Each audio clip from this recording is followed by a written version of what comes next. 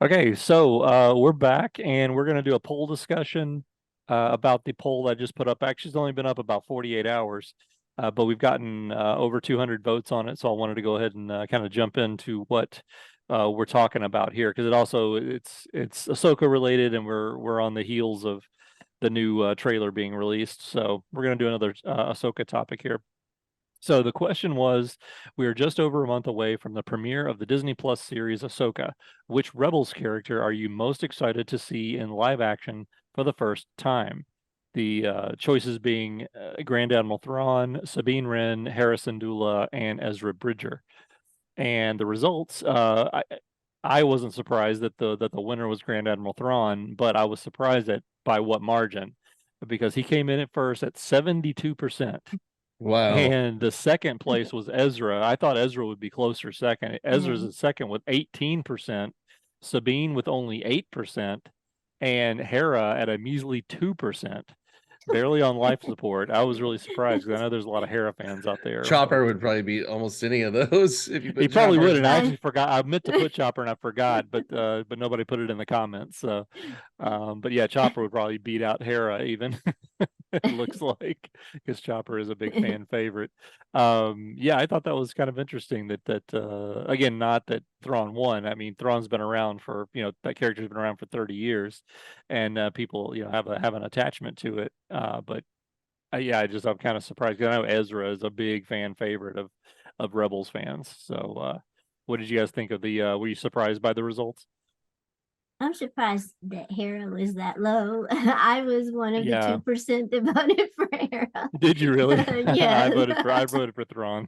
And I think, well, Thrawn's kind of a given for me. And Yeah. also, until we saw the trailer earlier today, the new trailer that dropped for Ahsoka Hmm. this week, we weren't even sure that we were going to see him in the flesh in this season of this series. Right. But we saw him. We actually saw there was one shot of him, so we know he's going to be seen. But I had just kind of put him out of my mind and thought of the other characters that focus on them. And I'm really interested in seeing Hera because I'm rewatching Rebels right now, and I've been enjoying more and more the way that she's kind of like the grounding force for the Rebels family, and Yeah, for she the really is. crew. She's kind of the Yeah, mom figure for the group. yeah, Yeah. yeah. And then then she becomes a literal mom at the end, where she has a child. And so Right. I'm hoping that maybe we might see her son as well.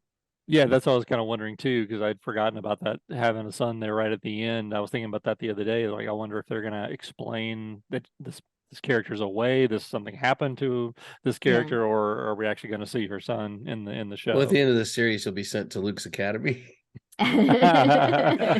along with other potential force sensitives Yeah.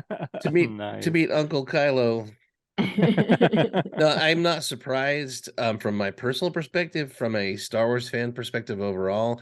I think if we had some different people taking the poll possibly out there, I just think it depends on who you poll, you know. Hmm. But people that might be listening to us or whatever, and a little, maybe a little more old school or a little more, um, everything hinges on your villains eventually. We've already seen Ahsoka. She's like, seems like she's pretty much a hit as long as they can continue to do something good with her. Hmm. The casting seems right, you know, so there's not a lot of tension left there. I mean, we were blown away when she first showed up. The other characters, you got to be a big Rebels fan to put them above Thrawn. Thrawn's existed for since the 90s. Yeah, since like I And said, about 30 years. Yeah. yeah, and once they brought him back into the picture and decided we're going to bring Thrawn back, it was almost a disgrace to put him in a cartoon first, you know. Hmm. But if they're bringing him to live action, he needs to be a really big deal, and he needs Yeah. to be successful, and he needs to be a hit character. And dare I say it, you know, he needs to be like the next Darth Vader.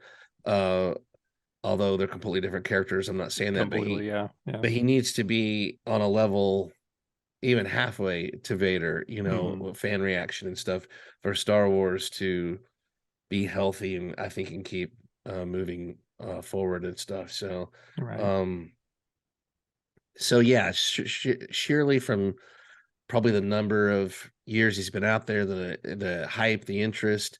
We already kind of know these other characters, and it probably, since Filoni's in charge, not that much of a challenge to write Hera as a live action character. You just keep her going, find the right Right. person. Right. Exactly. So the anticipation may not be as much, but we gotta have a good antagonist. Thrawn's a special one, and so I get it. The hype for that Yeah. Yeah. I is do real. too. Who did you And go it's for, funny because Corinne? he may appear in the last scene of the series. You may only see him for 5 minutes, Oh yeah, we don't even know. We only saw one No, shot of him in the trailer, right? right. So we don't know Right. he'd be in multiple scenes. Yeah. Corinne, who did you vote for? I voted for Thrawn. I've been invested in the character since the original Heir to the Empire trilogy, and I've since gone on to read, as you guys know, the subsequent books about Thrawn. I haven't completed the second trilogy, but the other trilogy that he came out with, I think about 8 to 10 years ago, I read all of that trilogy, and it really gives full, like at length, background on where he came from, the Chiss people that he's a part of, and how he actually became a part of the Empire and his whole rise to Grand Admiral. And then the newer trilogy, I've read the first book of the newer trilogy that came out just 5 or 6 years ago, 4 or 5 years ago. I've read the first book in that. I haven't gotten around to the other two yet, but it's also very good. So yeah, There was the other trilogy that you're talking about. The first trilogy, was that part of the original expanded universe that then was decanonized to become Legends, or is that I'm not part of the sure current because canon? it seemed to come out right around the time that Disney was taking over, so I'm not really sure where that fell prior to and I'd have to get the years right on the actual release of those. Because I'm just Um, wondering if material from those will be referenced. But we've seen that it kind of doesn't matter. They've been pulling a lot of stuff from Legends into the new Yeah, totally. canonical TV series. So Yeah, right. best of luck to them. I hope it's good, and that Star Wars needs a story, and it needs opposition for all these characters they're introducing. Um, and worthy opposition, yeah, Mhm. he's a good antagonist. not just a villain that shows up at the end of a season just to Yeah, kind of hold the season together like Moff Gideon was. yeah. So it's been a long time. I can't think of too many villains in the Star Wars universe in the past however many years that weren't just in some way flawed where you couldn't take them that seriously. You know what I mean? Right. Um, Krennic was a good villain, but he was middle management. Yeah. He was very deliberately one type of character. Yeah. But he was a great villain. He was well portrayed and everything.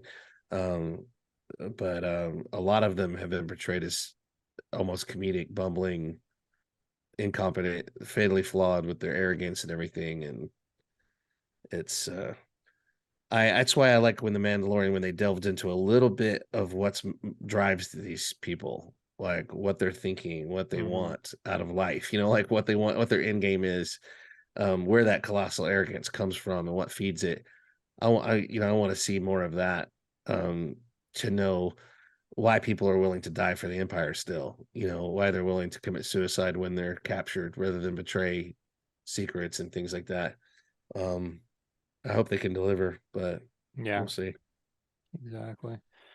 One last thing I'll say before we sign off on this one is I did notice, looking at a cast listing. Did you know that Wes Chatham's in this? Oh He no, played he from played Amos on The oh Expanse. yeah, great character on The Expanse. Oh, Oh, Yeah, he's a fantastic! He's one of my wonderful absolute actor. favorites on Yeah. there. But he's actually plays a he role in plays this a in villain in Ahsoka. this, right? I think I from don't what know. It doesn't say. It doesn't even say Oh, the name that of would his be character on wonderful. there. Yeah, it just has him listed as part of the cast. Yeah, I But hope yeah, they I'm make pretty good use excited of about him. that. He's Yeah, Yeah. yeah. That'd be quite a role for him to go from The The Expanse, Expanse to and Star possibly Wars. the Yeah. most memorable character on The Expanse, to Yep. if they knock it out of the park with his character on this, Hmm. he'd be doing pretty well for himself. Yeah, that would be great.